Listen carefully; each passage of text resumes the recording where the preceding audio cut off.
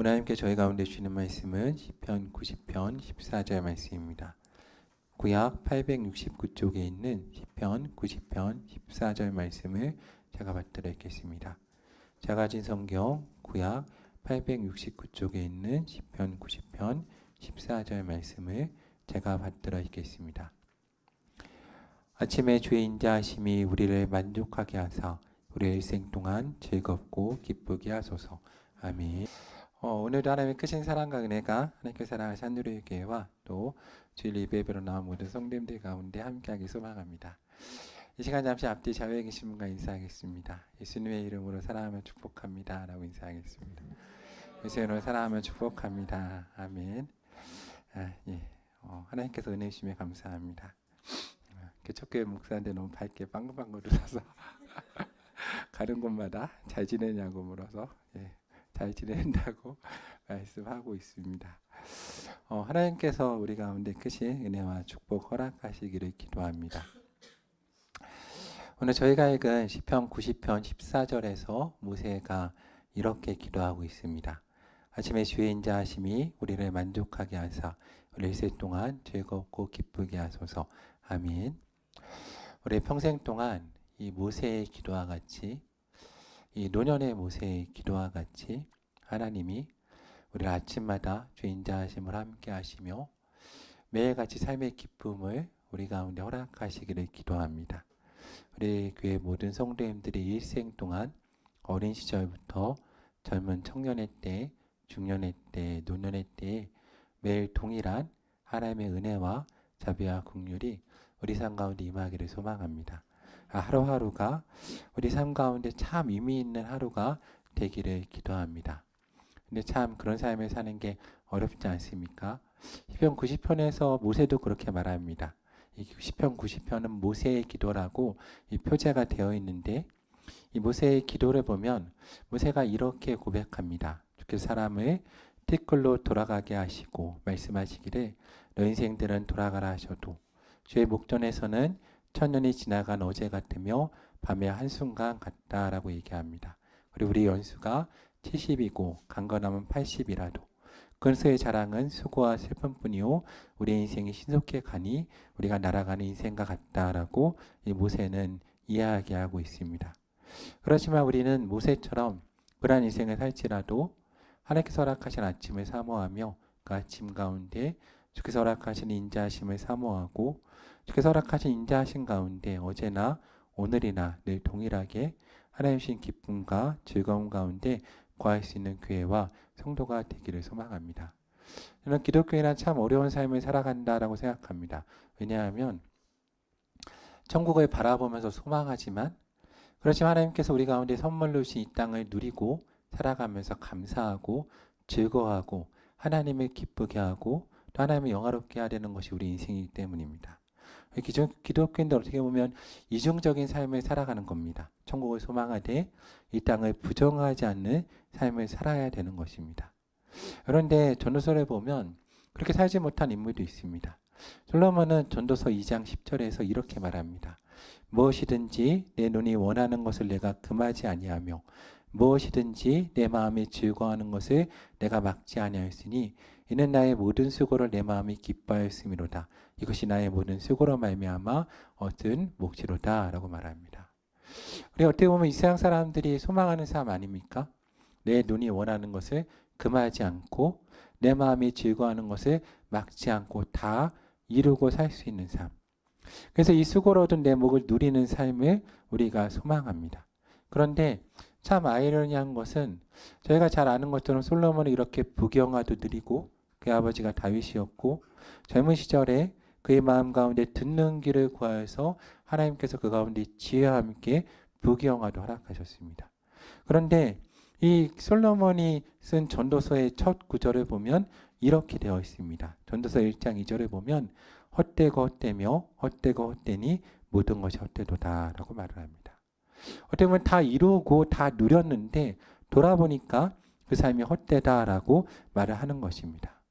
저는 우리가 그러한 삶 가운데 들어가지 않기를 소망합니다.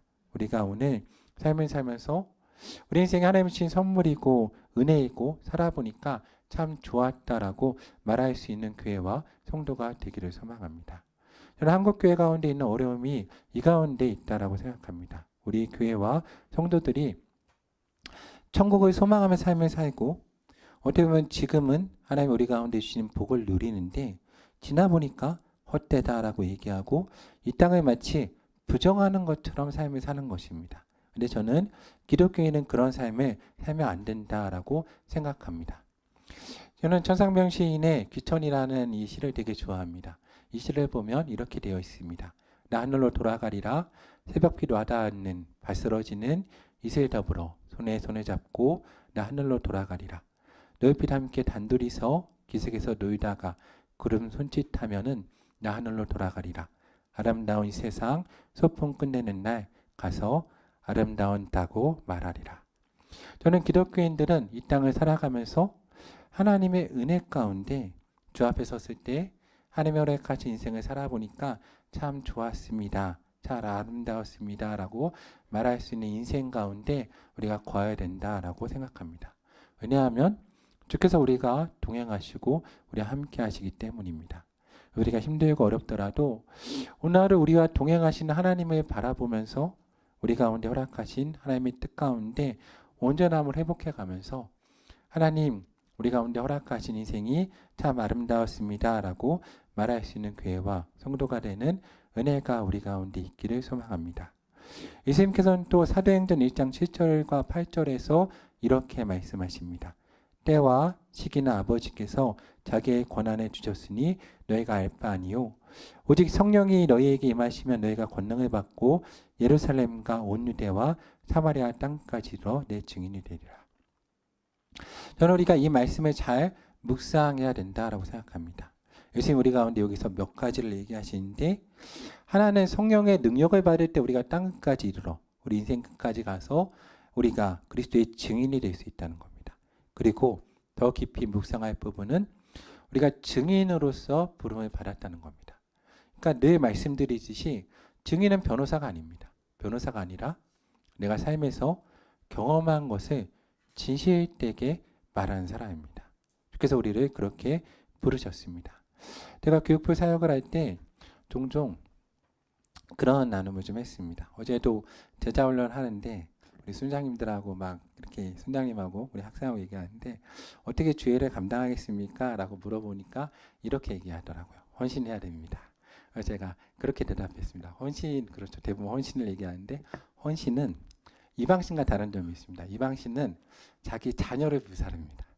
헌신은 누구에게 부르짖습니까? 나에게 부르짖는 겁니다. 자녀에게 부르짖을 수 없으니까 나에게 부르짖습니다. 근데 그걸 보면서 제가 중등부 친구한테 물었습니다. 그러면 우리 선생님이 내 몸에 부르짖으면 그걸 따라하고 싶냐? 그러면 어떻습니까? 따라하기 싫습니다. 그 사람은 참 어렵거든요. 제가 교육부 사역을 할 때 그 얘기를 종종 하십니다. 선생님들이 전사님 목사님 너무 헌신하지 마십시오. 왜냐면 학생들이 하기가 싫었습니다. 목사님과 전사님 삶을 보니까 저렇게 살고 싶지 않다라고 생각하면 누가 목회라고 누가 주의를 하겠습니까? 그 말을 들으면서 되게 많은 부분을 생각해 보았습니다. 우리 이 땅을 살면서 천국을 소망해야 되지만 이 땅의 삶도 은혜 가운데 살아야 됩니다. 남들 보기에 때로는 아름다운 삶을 이뤄가야 되는 것입니다. 천상병 시인이 그 귀천에서 노래했던 것처럼 이 땅을 살면서 내가 보기에도 하나님 보기에도 아름다운 노라라고 말할 수 있는 인생을 살아야 되는 것입니다. 우리 한번 돌아봤으면 좋겠습니다. 우리가 여행을 갈 때 혹은 누가 식사 자리에 가거나 좋은 데 갈 때 같이 가고 싶은 사람이 있고 같이 가기 싫은 사람이 있습니다.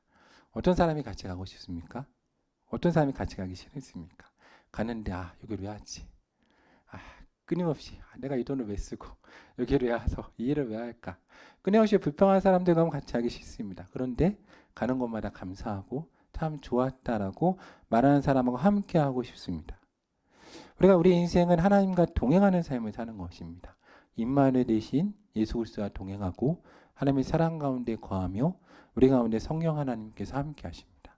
그러므로 우리가 동행하는 그분을 바라보면서 우리가 천국을 소망하지만 이 땅 가운데 삶을 살 때에는 또 충실하게 최선을 다하면서 정말 감사하다고 좋다라고 말할 수 있는 교회와 성도가 되어야 됩니다.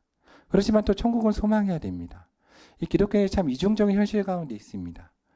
요한복음 13장 1절에 보면 이런 기록이 있습니다. 요한복음은 사도 요한이 예수 그리스도의 곁에서 그 행적을 정말 감정까지 다 기록한 책인데 요한복음 깊게 읽어보면 상당한 은혜가 있습니다.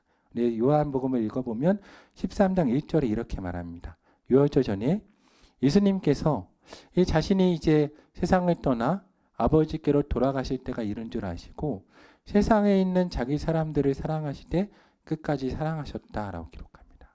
그러니까 이 요한복음 자체에서 우리가 좀 깊게 읽을 것은 요한복음 3장 16절부터 이어지는 맥락이 있는데 예수님은 세상을 부정하지 않으십니다. 우리 모두가 암송하는 요한복음 3장 16절에서도 하나님이 세상을 사랑하사라고 되어 있습니다. 하나님은 세상을 사랑하시고 그들을 이 땅 가운데 두셨다라는 것을 우리가 기억해야 됩니다. 그래서 예수님은 이 땅에서 자기가 할 수 있는 바를 최선을 다해서 하십니다. 그들을 사랑하시되 끝까지 사랑하셨다. 그리고 어떻게 하십니까? 친히 대하에 물을 담아 발을 씻어주시고 음식을 나누시고 새로운 계명을 주십니다. 서로 사랑하라. 내가 너희를 사랑한 것 같이 서로 사랑하라 라고 말씀하십니다. 특별히 저는 요한복음에서 예수님이 이 말씀을 하신 후에 유언과 같이 제자들 가운데 축복 기도를 하십니다. 이게 신학적으로 말하면 대제사장적 기도다라고 하는데 저는 이 기도 가운데 한 구절에 되게 주목합니다. 요한복음 17장 15절 말씀에 보면 예수님께서 무엇이라고 기도하시는가? 이렇게 기도하십니다. 내가 비옵는 것은. 그러니까 최고의 축복을 하시면서 기도하시면서 뭐라고 그러시냐? 그들을 세상에서 데려가시기를 위함이 아니요. 다만 악에 빠지지 않게 보존하시기를 위함이라. 저는 바로 예수님의 이 기도 가운데 성도의 이중적 삶이 완전히 잘 요약되어 있다라고 생각합니다. 예수님이 최고로 축복하실 때 하신 말씀이 이들을 데려가시기 위함이 아니라는 겁니다. 그럼 반대로 얘기하면 무엇입니까? 최고의 축복은 사실 무엇입니까? 우리가 이 땅을 떠나서 천국에 가는 것이 최고의 축복인 것입니다. 예수님이 이렇게 얘기하신 것입니다. 우리한테 하시는 말씀이 있죠. 근데 그럼에도 불구하고 하시는 말씀이 뭐냐? 이 땅에 이들을 두시기를 원한다는 겁니다. 왜냐하면 우리 가운데 주신 사명이 있다는 거죠. 무엇입니까? 땅까지로 예수 그리스도의 증인이 되고 아직 주의 사랑을 알지 못하는 자들 가운데 주님의 사랑을 전하는 그 사명을 우리가 이 땅 가운데 가지고 있다는 겁니다. 주님 우리를 제자 삼으시고 제자들을 땅까지 보내셔서 아직도 하나님의 사랑을 알지 못하는 자들 가운데 복음을 전하기를 원하신다는 거죠. 성도는 이 이중적인 삶을 살아가는 것입니다. 천국도 상당 의미가 있고 이 땅의 삶도 절대로 부정되지 않습니다. 솔로몬과 같이 그냥 헛되고 헛된 삶이 아니라 하나님이 우리 가운데 주신 은혜가 있는 삶이고 사명이 있는 삶이고 하나님 주신 복이 있는 삶이고 그 삶을 우리 가운데 잘 누림으로 인해서 많은 사람들이 우리가 그리스도의 증인되는 삶, 즉 내가 삶에서 하나님을 경험한 것을 말하는 것을 통해서 사람들이 저 사람처럼 살고 싶다라는 것을 보여주는 삶을 살아야 되는 것입니다.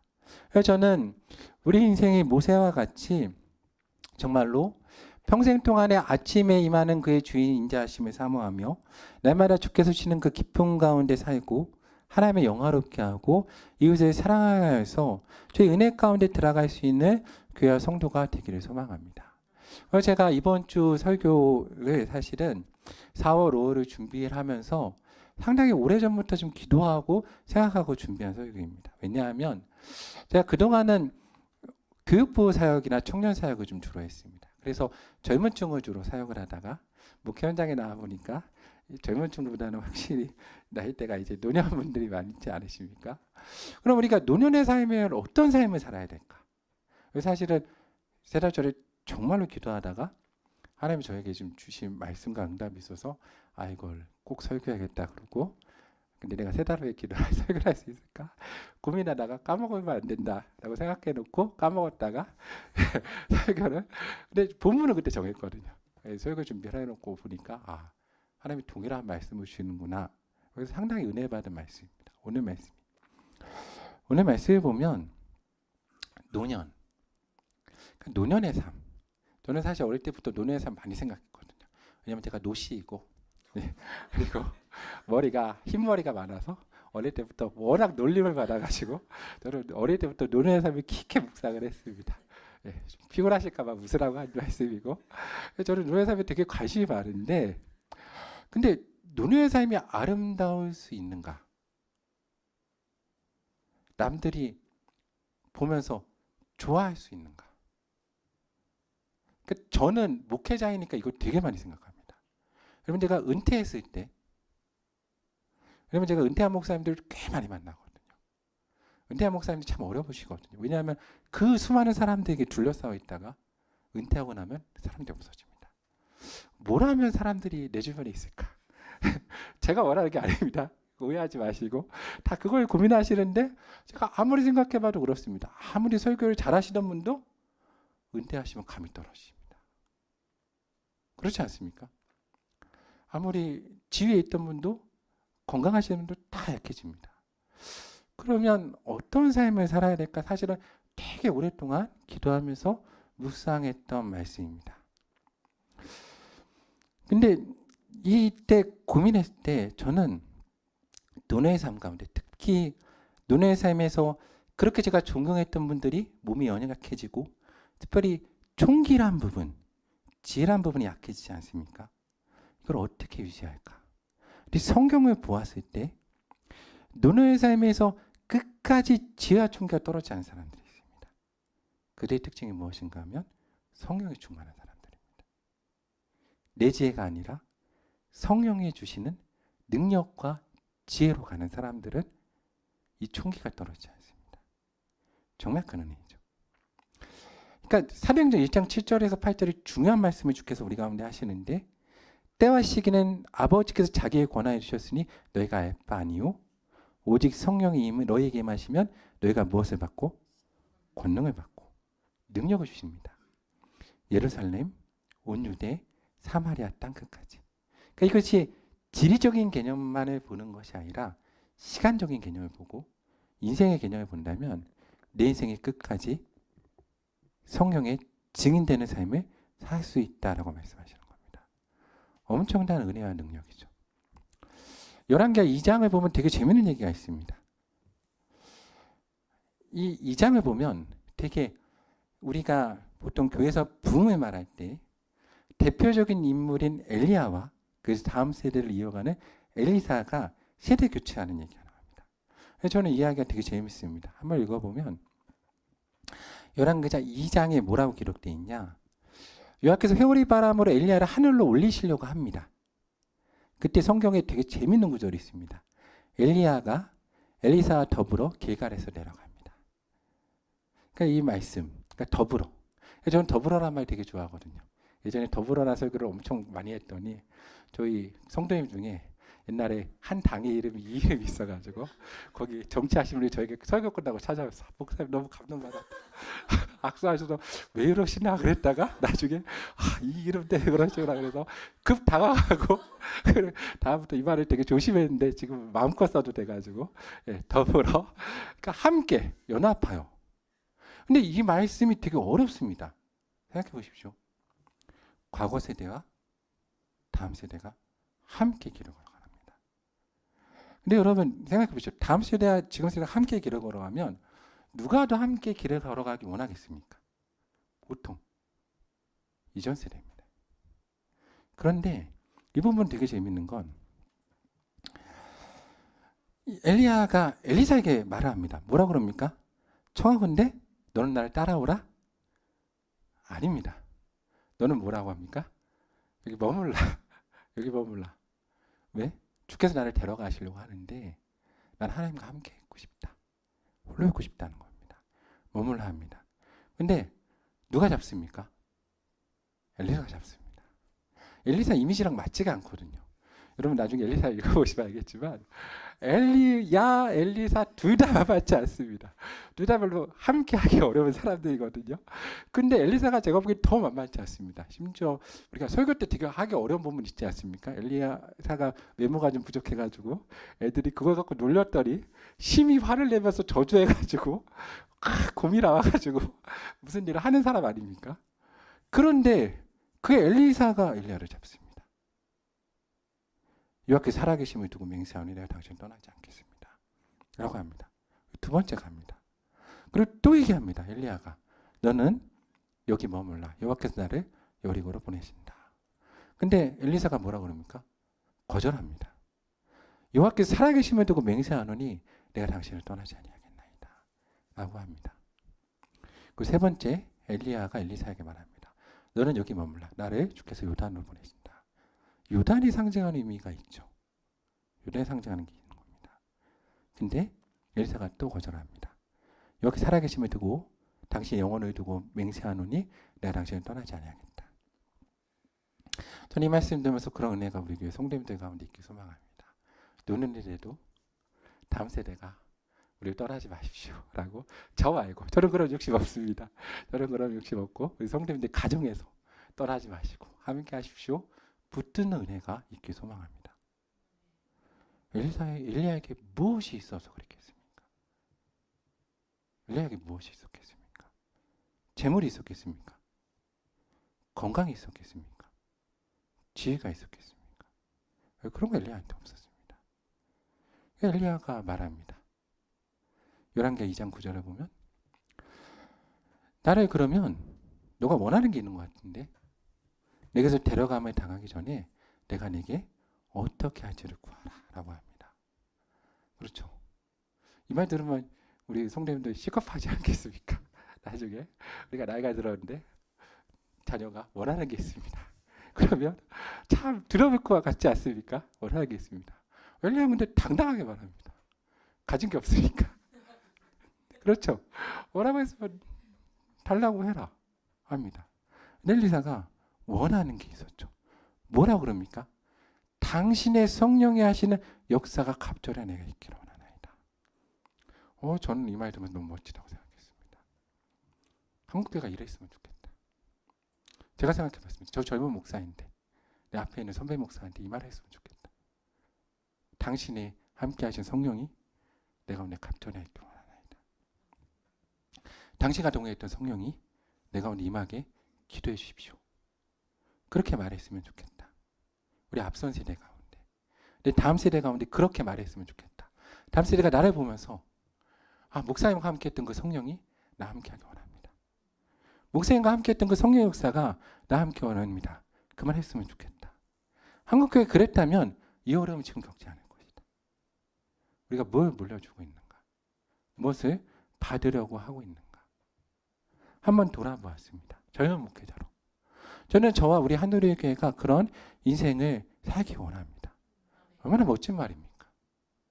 우리 교회에서 이런 말이 있어야 되는 겁니다. 근데 저는 하나님이 진짜 멋있다고 생각합니다. 완벽하시다고. 하나님이 근데 엘리야 쪽에서 뭐라고 그러십니까?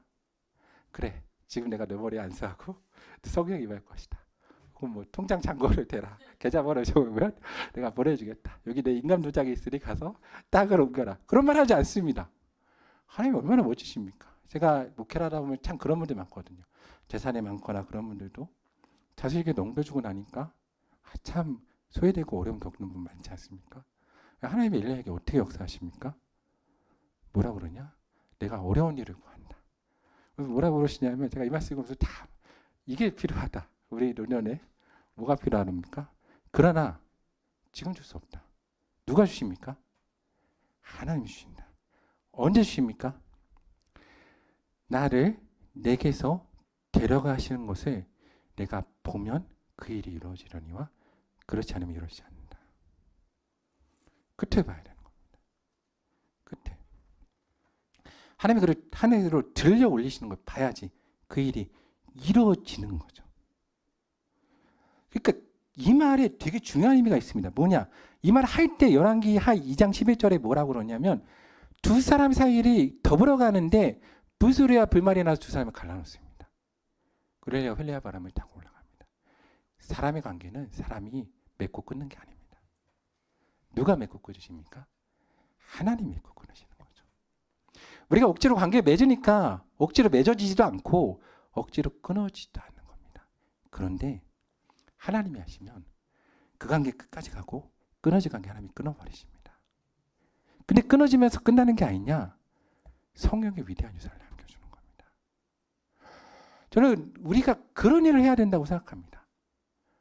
이 땅의 목회자들, 성도들이 끊임없이 이 땅에 남으려고 하는 것이 아니라, 이 땅에 뿌리 박으려고 하는 것이 아니라, 어떻게 하면 내 이름을 이 땅에 남기고자 하는 것이 아니라 어떻게 해야 내가 하늘로 들려 올려질까를 고민해야 된다고 생각합니다. 하나님 어떻게 나를 하늘로 들려 올라가실까? 그것을 다음 세대가 봐야 그들의 성령에 충만하여 보지 않겠습니까? 우리가 왜 그거 사모하지 못합니까? 성경 하늘로 들려 올라가는 사람을 못 본 것입니다. 못 봤었습니까? 한국 초대교회에서는 봤습니다. 하늘로 들려 올라가신 분들 얼마나 많습니까? 이 땅을 붙잡지 않고 주께서 오라 하실 때 아멘으로 순종하며 올라가신 분들 얼마나 많습니까? 그런데 이제 와서는 다 붙잡고 다 남으려고 하는 겁니다. 더 이상 성령의 역사도 없고 사모하지도 않습니다. 저는 우리 교회가 성도님들 가운데 특별히 르르는에 이 은혜의 역사가 있기를 소망합니다. 성령 우리 가운데 함께 하시고 우리 새롭게 하신 은혜의 역사가 있기를 소망합니다. 그래서 저는 이게 논의 때 참 맞다라고 생각합니다. 예수님이 그 말씀 하시죠. 구하라 그러면 너에게 주실 것이요, 찾으라 그러면 찾을 것이요, 구하는 이마다 받을 것이다. 우리 마태복음과 누가복음이 나눠집니다. 저는 젊을 때 마태복음을 좋아했습니다. 왜냐, 마태복음은 구하라 그러고 하시는 말씀이 없거든요. 누가복음은 정확히 말씀하십니다. 뭘 구해라? 성경을 구해라. 그래서 제가 젊을 때 그랬어요. 하나님, 장가도 가야 되고 앞으로 살아야 되는데 성경만 구해서 내가 어떻게 살겠습니까? 라고 젊을 때 얼마나 얘기했는지 철없게 생각합니다. 근데 그게 우리 인생입니다. 근데 논한에 뭘 구하시겠습니까? 또 애인을 구하시지 않겠죠? 예. 그런 분들 가끔 계시던데 그러지 않고 또 재물을 구하시겠습니까? 또 노년에? 또 건강입니까? 또 자녀입니까? 또 관계입니까? 중심으로부터 성령을 구할 수 있는 시기입니다. 뭘 받을 때 행복한 인생을 살겠습니까? 오늘 아침에 주께서 내 가운데 허락하실 인자는 무엇입니까? 내가 간구하는 것, 성령 충만한 삶입니다. 오늘 하루 성령 충만한 삶, 성령과 동행하는 삶, 성령의 역사가 있는 삶.